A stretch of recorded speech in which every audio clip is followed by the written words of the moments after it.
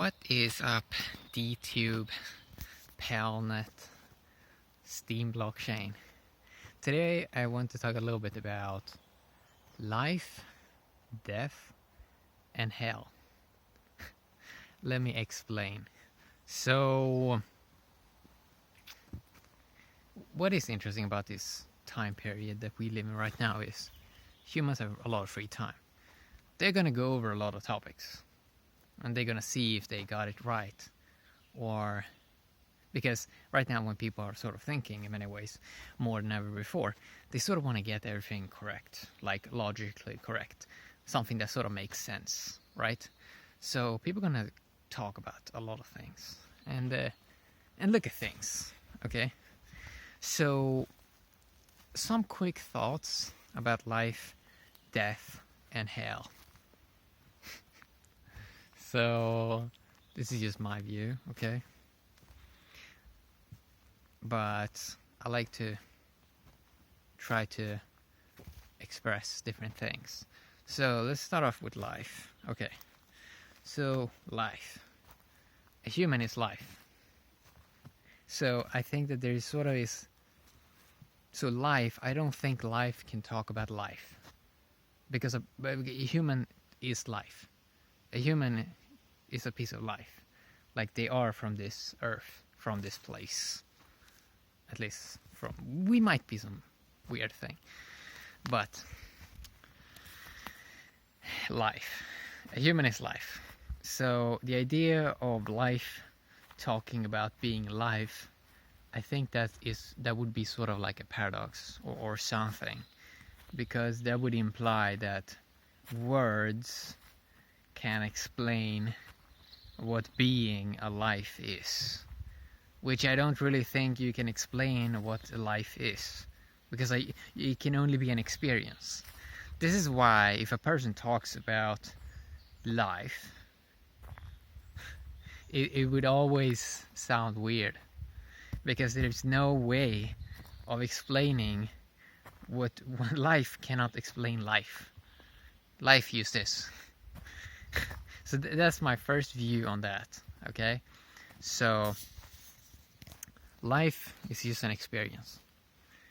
It can only be an experience. It can never be explained in words. Which is why I think a lot of confusion comes in, especially now when humans are using a lot of words. I think that confuses a lot of things. That it sort of goes away from life. Now it's about words. So that's an interesting thing, I think. So my thoughts about life is, it's an experience. A person is life. It can never be explained. It can only be experienced. It's an internal experience. And it's going to be probably different for everyone. Even now when I'm saying words about life, it might sound super weird. Okay, so that's life. And then we do have death. So death, yes, the human body pops away. But if we really look at this thing, a human was a pop-up, right? They popped up on this place, and they're gonna pop away. Okay, it's like that little mosquito or something that. Bzzz, and then it dies, flies into a lamp or something like that. So death is something I think humans in many ways have a lot of ignorance about in the way they look at it, because in a way death is an illusion, because in a way everything sort of is an illusion. Now that might sound super weird, but humans build up this image that they are sort of this thing going around, and in some ways they are. But the idea of death, it's only with the body, right? It's only with the body. And this is something that people have sort of gotten confused a lot. and it seems to be many generations. Even the ancient Egyptians, what they wanted to do was to preserve the body. They wanted to preserve the body parts in that pyramid, which was like they wanted to preserve the liver and all of these body parts. So even them wanted to preserve sort of like the body, which, I don't know, for me it looks kind of weird. So I mean, if you just look at the human, okay, the body is collected, okay, it's just a piece of the planet. But that whole food that people eat, and then the body grows, like it has to be built around something else, right? It's kind of obvious. Because you can't just have like a body, like there was something there before, right? So this is also one of these topics where people need to dive in. It's also the experience part that is something that a person, they have to have an experience of it before, because talking about it is going to sound stupid, because it has to be an experience. It's the same as with life, right? But if you just look at it, we can see that, okay, the body, okay, it's just a piece of it's just food, right? So and that's life, basically. So if you really look at it, okay, you ate life, and most of the times you should eat stuff that is alive, right? For right now we are burning a lot of we're eating a lot of dead stuff, right? Which we probably shouldn't be doing, but if a person takes in life that is alive,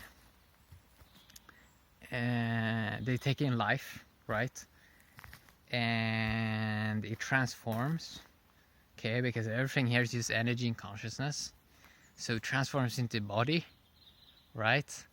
And then what happens is the body eventually goes back into the ground and becomes some other life form again, right? So where is the process of death here, if you really take a look at it? I mean, it's only, the idea of death is basically in many ways than ignorance. It is. And this is something that is going to be, it's probably going to sound super controversial, but I mean, if you really take a look at it, okay, it's like science and stuff like that. It's only energy and consciousness here. It's only life. There's only life everywhere, but it comes in different forms, and that's the only part. But for example, let's say you have a human, and let's say you look at, if you really look at the thoughts and emotions, yeah, that is sort of gonna go away. Like the personality is probably gonna go away, but the tendencies of a life form is gonna sort of remain, because every human has tendencies. This is something that you can see if you just see other humans, or you look at yourself. You can see that there's something there that has a memory of tendencies.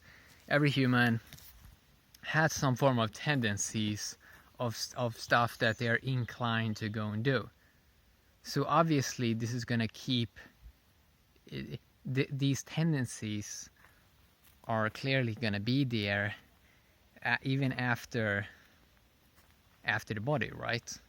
The only difference is that you do not have the discrimination tool of the intellect, because you can no longer have the intellect without a body. So, and this is also something that people talked about a lot, you see people talking about out-of-body experience and all of this. So it's not something crazy, even though maybe it sounds a bit crazy, but if you really take a look at it, there's nothing weird about it. Energy and consciousness, life that changes, But tendencies are still there. Life just changes shape or form. So death, in many ways, the way, like in some ways it's real if they're talking about, if they mean that life shifting through different states, yes, I guess you can call it death. But if we really take a look at it, the way most people think about death, it's mainly ignorance. It's mainly ignorance for how stuff really works. And because it's just life shifting, right? It's shifting through different states and probably through different dimensions. So if we only have energy, and that's where this illusion thing comes in, that in a way a human being is sort of like an illusion. Because if it's just energy, it's like, where's the human? Where is the human? And this is something that, I mean, this is the problem with words. Words are limited. You cannot really explain a lot of these things. Because words inclines that we can put something in a box. And and the way life is created is it's so intricate, it's so beautifully complex and advanced, and in some ways it's simple at the same time. But words sort of want some kind of box, right? It wants to put everything into logic. So death, yes, is mostly ignorance for how most people look at it. And then we have hell, and maybe you can add in heaven in that one as well. So hell/heaven. So my experience going to different places on earth, basically my experience is that you can create hell or you can create heaven with mind patterns that are investing into something, and then they keep reinvesting for thousands of generations into a specific mind pattern, and it causes a specific manifestation. So I think, yes, it can very much be felt real, hell and heaven, the idea of that, basically. Because whatever, if it's just energy, right, and it's like manifestation, that means that basically if people are making up something in their mind and then they invest in that and then maybe believe in that, it becomes a pattern. It becomes something that goes in circles and it multiplies. It becomes more intense. It can probably multiply 1 billion-fold. So imagine hell times 1 billion.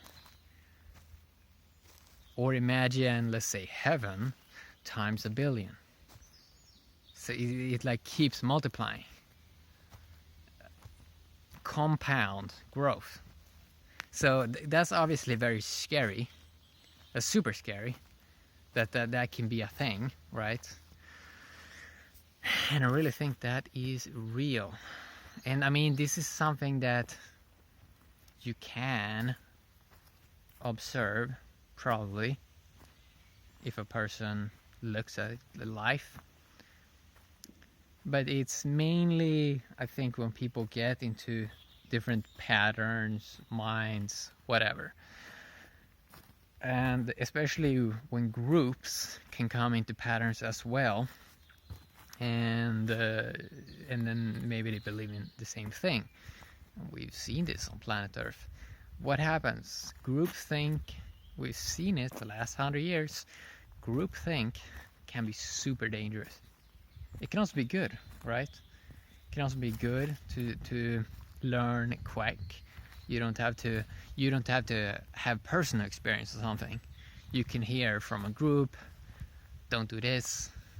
Or you can hear from a group, do this, it's great, it works. So it can both be good and bad. So the topic of hell is in many ways kind of interesting, because the way I look at it is mainly it's a manifestation that can sort of manifest in the 3D based reality, and it's very real. It is, and you can see that the way I sort of see that how whole systems sort of works is that stuff gets sort of manifested first in 4D or fifth dimension, 5D, and this is something that humans we haven't had time to look at, but it seems to be some very deep science behind it. So the gross is the 3D. It's what we can sort of see in front of our eyes, and even with what we can see, it's not really how it is, because this is an interesting thing, because what we see other animals are not really seeing. They see different. For example, some animals don't even see colors. So we can't even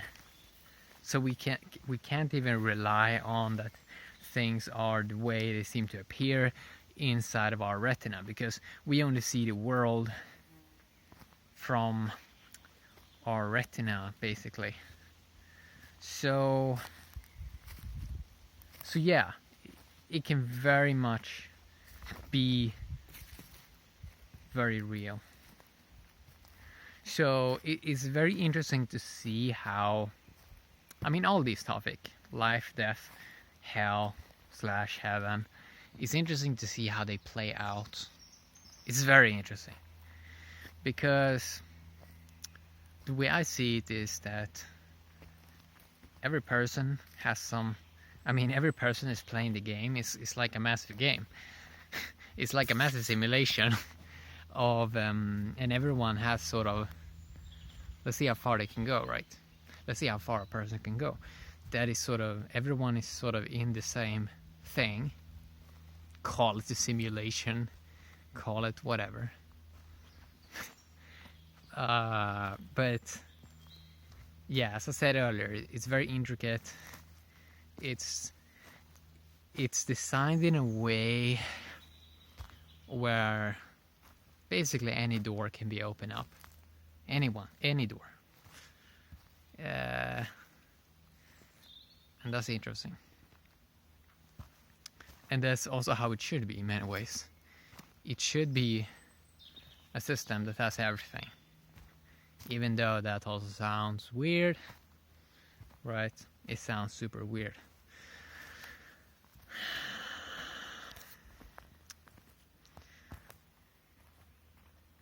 From here, stuff can go a little bit in all kinds of directions. Either it can become more dumbed down, that, I don't know, people just want something dumber and easier, story fed, or maybe some people want to explore different dimensions a little bit more, but the whole thing is that something has to be an experience for a human, or else it's just a fancy story, right? Or else it's just a fancy story. I mean, it's just like when you're reading a book or hear something from someone else, hear something from this video. I mean, everything, if it hasn't been an experience for a person, then it's just a fancy story, right? And observing humans, we can see that a lot of humans, they sort of want a story, some kind of story. And this can be tricky in some ways. And this is a place with, this is a place with free will, like what a person is doing. Humans in many ways are struggling with their freedom. That's also going to sound weird for some people, but what I mean with freedom is most people are not chained up. They sort of can do what they want, what they feel like during a day. they can go and invest time and energy into whatever they want. That's the reality for most people. So yeah, I wanted to talk a little bit about that, and these are the topics that are sort of very nuanced, and I don't think many people will understand it. Because how do you understand something that has to be an experience? There is nothing.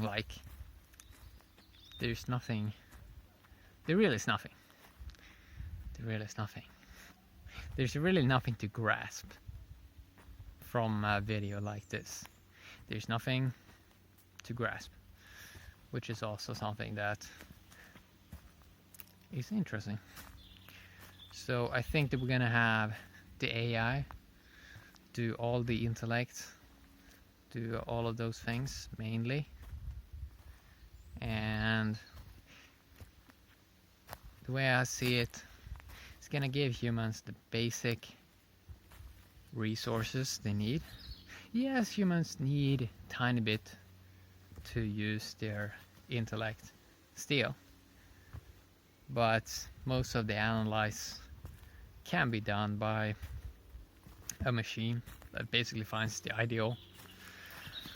So the fun part about the intellect is, and also the reason why I don't want to go dig too much deep into the intellect is because, and the reason why I think it's a little bit important to add a little bit of no clear answers is because the intellect, if it would go for clear answers, basically what it would do, it would split the existence in 1 trillion different forms. There would be no end to it. It would like analyze on the analyze on the analyze on the analyze on the analyze. While if a person just have an experience, they don't really have to explain it to some analyze thing, because there's nothing to analyze, because that's not really how it's done, right? And this is also something that's very interesting with this place. In many ways, we haven't really had time to dive deeper into human intelligence. Remember, I said intelligence, not the intellect. Humans have invested a lot of time into the intellect, but intelligence, not so much. I mean, very, very surface layer intelligence, but not so much experience intelligence. But I think they are going to dive deeper into that in the future. It's going to be very, very cool. Yeah, so that's what I wanted to talk a little bit about. And in many ways I do these videos for myself to sort of map stuff out for how I like to map things out.